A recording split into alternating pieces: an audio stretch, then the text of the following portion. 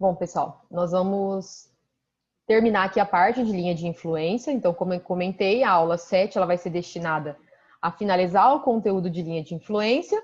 E aí eu deixo o restante da aula 7, aula 8, para a gente tirar dúvidas. Então, eu peço que vocês venham com as dúvidas, né? Porque sempre fica um pouquinho, né, nessa parte de teoria das estruturas 2, que o cálculo é bastante extenso. Então, sempre vai ficar alguma dúvida. Então, a gente pode tirar essas dúvidas na nossa última aula, tá? Então, a gente marca e a gente faz os questionamentos aí pertinentes. Até a sua dúvida, Bruno, desculpa por não ter respondido. Porque no dia que você me pediu os dias corridos do estágio, e aí depois eu acabei ficando doente, enfim, acabei não conseguindo te responder. Mas aí eu posso esclarecer hoje também, tá? Aí você pergunta aí mais no finalzinho.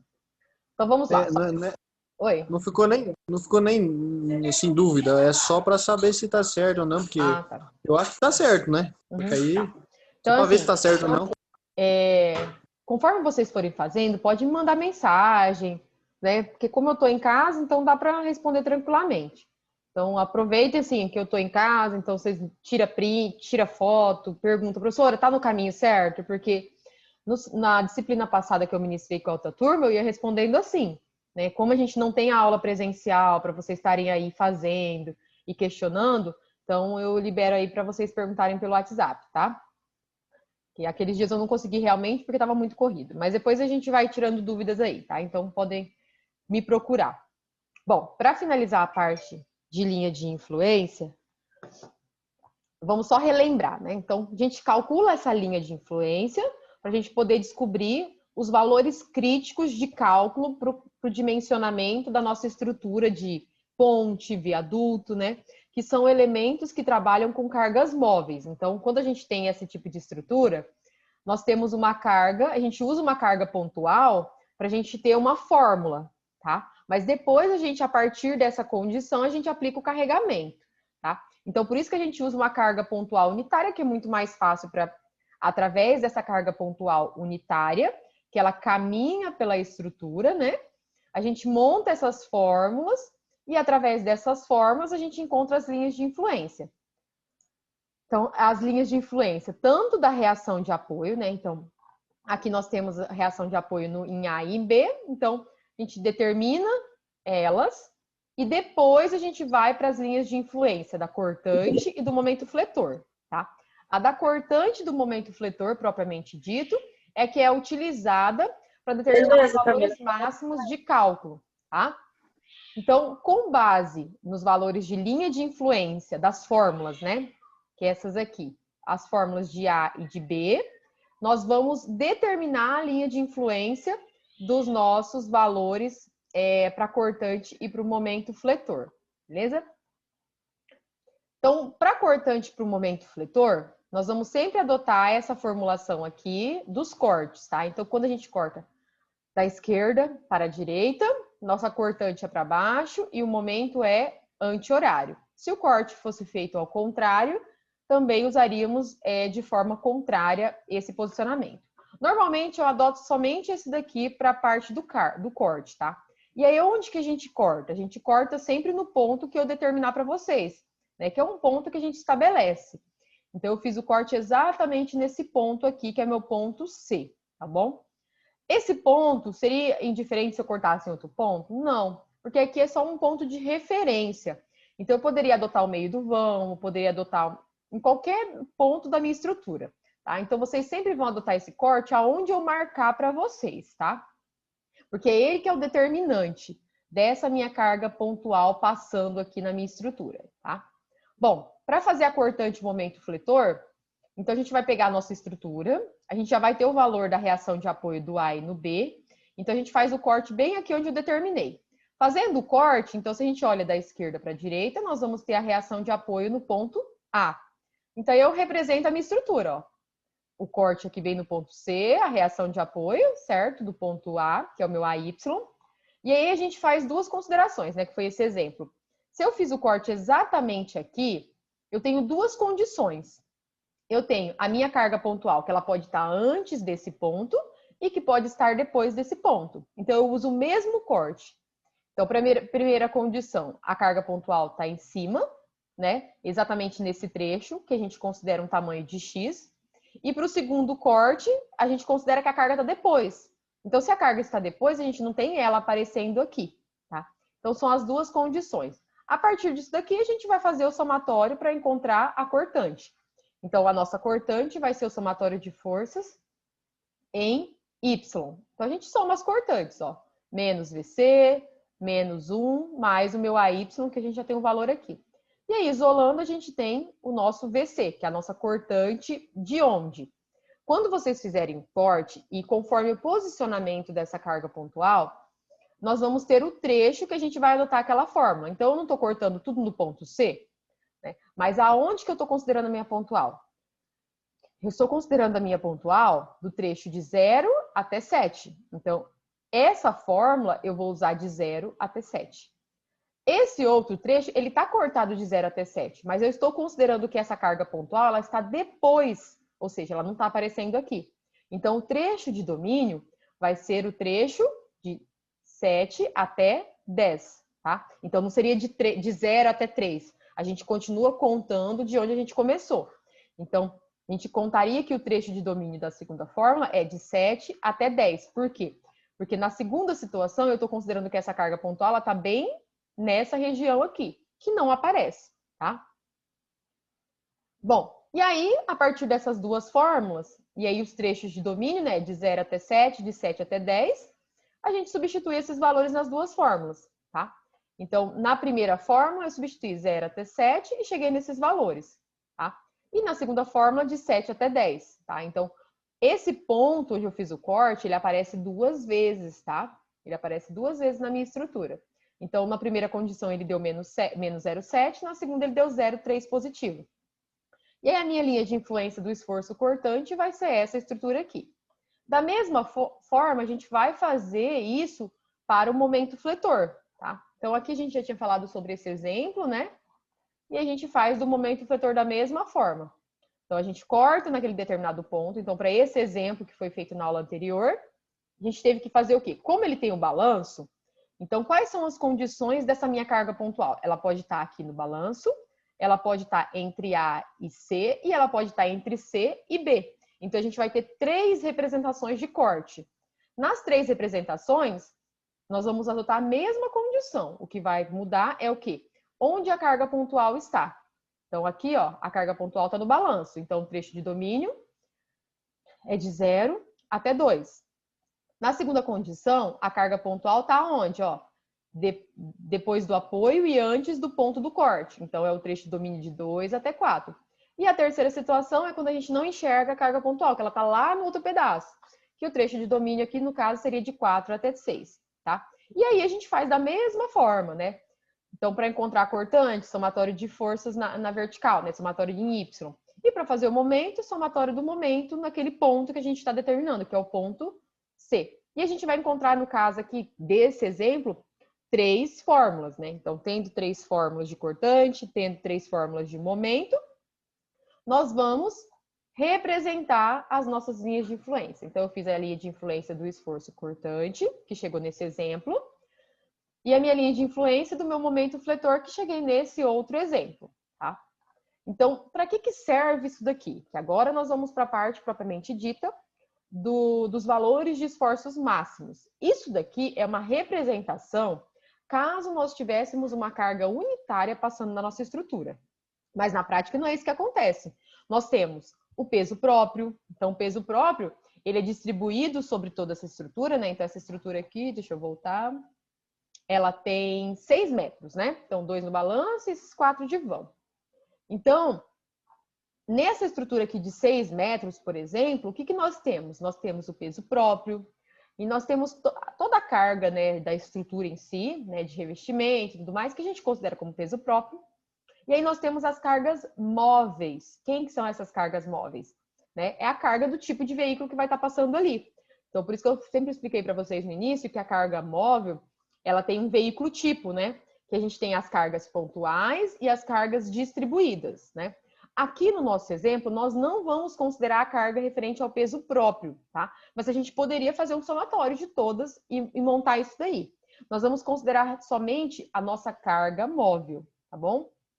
Então, com essa carga móvel, nós vamos aplicar em cima dessa representação de linha de influência e descobrir os valores de cortante máximo e mínimo, momento máximo e momento mínimo. Por quê? Porque são esses valores que vão ser adotados no dimensionamento de uma estrutura. Então, quando se faz uma ponte, um viaduto, a gente usa o quê? A cortante máxima, o momento máximo, a cortante mínima e o momento mínimo, que são os valores mais críticos, né? E não tem como eu considerar só no meio do vão o que acontece. Eu tenho que considerar a minha estrutura como um todo. Por quê? Porque o veículo, ele está em movimento na nossa estrutura. Então, a gente sempre vai dimensionar esse tipo de estrutura considerando as condições máximas de dimensionamento, tá? Então, por isso que a gente parte do cálculo unitário, né? Então, ela representou-se essa condição aqui de forma unitária, mas aí a gente vem e aplica o carregamento para a gente ter o valor real da nossa estrutura, tá? Bom, e aí como que a gente faz essa parte de aplicação, né? Para descobrir o esforço cortante máximo e mínimo e o nosso momento máximo e mínimo. Então, primeiramente, como eu comentei para vocês, a gente poderia ter uma carga distribuída referente ao peso próprio, né? Mas nós não vamos fazer isso. Nós vamos adotar somente a nossa carga móvel. Então, nesse caso aqui, eu vou adotar uma carga móvel, que ela é representada por isso daqui. Essas cargas pontuais, elas representam como se fossem os eixos do nosso veículo tipo, né? Nas primeiras aulas eu comentei com vocês que na parte de linha de influência a gente sempre tem veículos tipos, né? Então, o nosso veículo tipo, ele tem de eixos essas cargas pontuais de 50 kN e de 30 kN. E ele tem uma carga distribuída de 20 kN por metro. O que representa essa carga distribuída? Ela representa os demais veículos passando. Então, a gente tem um veículo tipo, né, que representa as cargas pontuais, e a distribuída, ela representa os demais veículos, porque não tem um único veículo passando na nossa estrutura, a gente tem vários outros veículos, né? Então, a gente faz esse dimensionamento partindo das pontuais, que representam os eixos do nosso veículo tipo para dimensionamento, e a carga distribuída, que considera o restante de elementos que estão trafegando na nossa pista, tá? E aí, como que a gente vai trabalhar, tá? Aqui eu passei uma regrinha para vocês, que a gente trabalha da seguinte forma. As cargas pontuais, a gente sempre vai multiplicar pela altura, né? Então, a gente pega o quê? A carga pontual e multiplica pela altura do nosso desenho, né? Do valor do nosso desenho aqui, da nossa linha de influência. E quando for distribuída, a gente multiplica pela área, né? Percebam que aqui a gente tem triângulos, né? Então, é como se fosse a área desse triângulo. Então, aqui eu tenho um triângulo que tem uma base, né? Que é um comprimento, e uma altura. Então, quando for carga distribuída, nós vamos multiplicar essa carga distribuída por essa área onde está sendo aplicada essa carga distribuída, tá? Então, só para relembrar, aqui nós temos um trecho de 2 metros e aqui de 4 metros. Percebam que eu pedi aqui para vocês máximo e mínimo. Por quê? Porque nós vamos primeiramente aplicar isso numa região e depois a gente aplica na outra para ter os dois valores. Para o valor de cortante máximo, vamos começar aqui, né? Eu vou aplicar essa estrutura, né, da minha carga móvel na parte positiva para ter o valor de cortante máximo. Só que aí tem um pequeno detalhe. De que forma que eu aplico isso?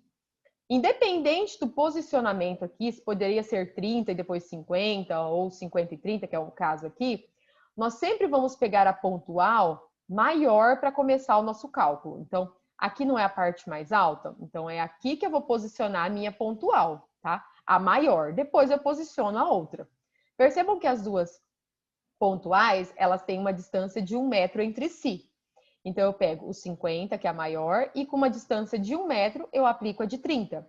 E em toda a extensão do meu triângulo, da parte positiva, a gente aplica os 20 kN por metro, tá? Então, a gente vai fazer somente na parte positiva por enquanto. Aplica toda a distribuída, né, em todo o triângulo, e as pontuais a gente sempre começa pela maior e depois posiciona a menor na distância estabelecida, tá? Então, como o valor máximo aqui é 0,5 e esse trecho vale 2 metros, a metade aqui é 1 metro. Então, a minha pontual ela vai ser aplicada em 0,25. Então, qual que vai ser o meu valor de cortante máxima, seguindo a regrinha que eu passei aqui? A minha cortante máxima vai ser o quê? 50, ela é uma pontual. Então, eu vou multiplicar por quem? Pelo valor da altura da minha carga da linha de influência, certo? Então, 50 vezes 0,5. Depois eu vou pegar o 30 vezes 0,25. Mais, agora, a distribuída. A distribuída eu falei que era o quê? A carga vezes a minha área, né? Então, aqui na área, não é um triângulo? Então, quando é um triângulo, é basicamente o quê? Base vezes altura dividido por 2, certo? Então, a minha base é 2. A minha altura, 0,5. Dividido por 2. Resolvendo isso daqui, eu encontrei que a minha cortante máxima vale 42,5 kN. Agora, nós vamos pegar isso daqui e aplicar na parte negativa, tá? E aí, a gente vai encontrar nossa cortante mínima, tá? Então, primeira coisa, ó, agora nós vamos usar esse triângulo maior aqui, da parte de baixo, que é a negativa, né? Então, a parte mais alta dele é exatamente aqui, ó, em 0,5. Então, esse triângulo, por ser simétrico, né? Lembrem que nesse caso aqui, vamos voltar, o nosso ponto C, ele foi bem no meio, certo? Como ele foi exatamente no meio, e no meio é a parte maior que nós temos aqui, ó, mais alta, é aqui que nós começamos a aplicar a nossa pontual, né? Então, quando ele está dividido exatamente no meio, esse lado é igual a esse lado, tá? Então, aí eu vou aplicar a minha pontual maior exatamente no meio. E aí, para que lado que eu vou aplicar o 30? Posso ser para o lado direito ou para o lado esquerdo? Como esse triângulo é simétrico, tanto faz aplicar para o lado direito ou para o lado esquerdo. Mas caso esse triângulo não fosse simétrico, nós teríamos que analisar qual que é o lado que teria maior altura para o meu 30. Então, se ele não fosse simétrico, eu iria testar. Bom, nesse ponto aqui, 1 metro de distância, qual que vai dar o valor dessa partezinha aqui? Ou eu testasse para o outro lado. Então, a gente adotaria sempre a pior condição, que é o maior valor, tá? Então, aqui nesse caso, por simetria do nosso triângulo, nós vamos posicionar ele ou do esquerdo ou direito. Eu optei por lado esquerdo, tá?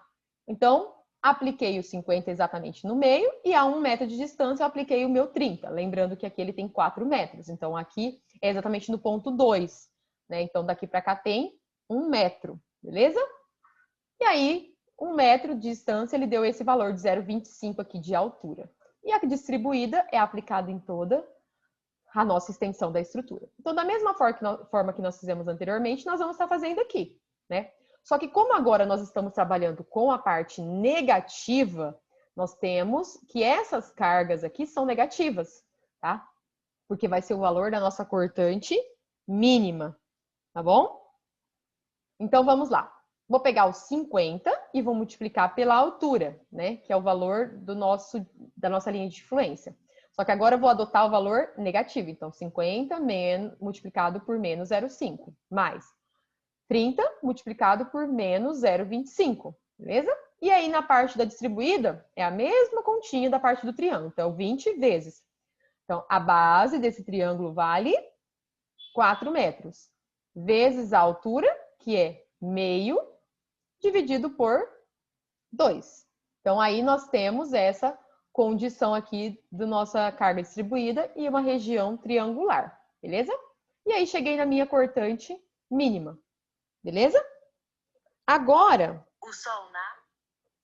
nós vamos para a parte da nossa linha de influência, né? Do cálculo de momento fletor máximo e mínimo, porque nós fizemos da cortante. Então, fez a da cortante, né?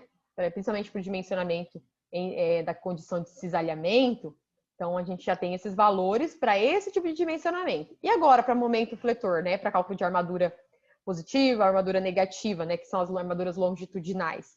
A gente precisa determinar o máximo, o mínimo momento fletor. E nós vamos trabalhar da mesma forma. Agora, vou pegar o diagrama de linha de influência do momento e vou aplicar da mesma condição, nós vamos aplicar a carga móvel. Então, ó, o 50 primeiro, porque ele é o maior, a 1 metro de distância é o 30, né? E a nossa distribuída em toda a região negativa. Então, se eu vou aplicar na região negativa, eu vou ter um momento fletor mínimo. E a mesma condição, cargas pontuais vezes a altura, e carga distribuída vezes a área da nossa estrutura. Como é a parte negativa, vamos lembrar que nós vamos adotar o valor negativo. Então, 50 vezes menos 1, mais o 30 multiplicado por meio, né? Como ele tem 2 metros, se aqui é 1, a metade é 0,5. E aqui, 20 vezes a área desse nosso triângulo, que é 2 vezes, né, a altura, que é menos 1, dividido por 2. E aí, cheguei no meu momento mínimo, tá? Agora, a gente vai para a parte do momento fletor máximo. Da mesma forma que a gente fez lá na parte de cortante, a gente faz aqui para o nosso momento máximo, né? Então, as pontuais, ó, 50 vezes a altura, que é 1, a outra pontual vezes meio, e a distribuída vezes a área. Então, a base é 4 vezes a altura 1 dividido por 2. E cheguei nesse meu momento máximo de cálculo. Tá? Então, isso seria o cálculo de linha de influência. Acho que a parte mais trabalhosa é vocês determinarem aquelas fórmulas, né? Encontrando as formulações de cortante e de momento, aí vocês partem somente para a aplicação da carga móvel na estrutura de vocês. Então, esses valores de momento máximo, de momento mínimo, eles são adotados exatamente para que vocês possam ter os valores críticos de dimensionamento. Tá? Então, para fazer cálculo de armadura de cisalhamento, que a gente usa os esforços cortantes, a gente usa sempre os valores críticos, máximo e mínimo. Para fazer o cálculo de armadura longitudinal, a gente vai usar os momentos, né? Os pontos mais críticos. Então, ali vai ser feito o dimensionamento da armadura da nossa estrutura, em cima das condições críticas de momento fletor. Porque nós temos uma carga móvel, então essa carga estando móvel, a gente tem que atender essa condição mais crítica. Porque se ela está no meio da estrutura, aonde que ela vai estar mais crítica? Se ela está na ponta, então a gente sempre vai pegar a pior condição. Então, para isso que a gente faz o cálculo de linha de influência. Beleza? Acho que vocês devem ter relembrado mais ou menos aí, porque normalmente em pontes vocês usam essas condições. Não sei se vocês estão fazendo pontes, já fizeram. Alguma dúvida, pessoal?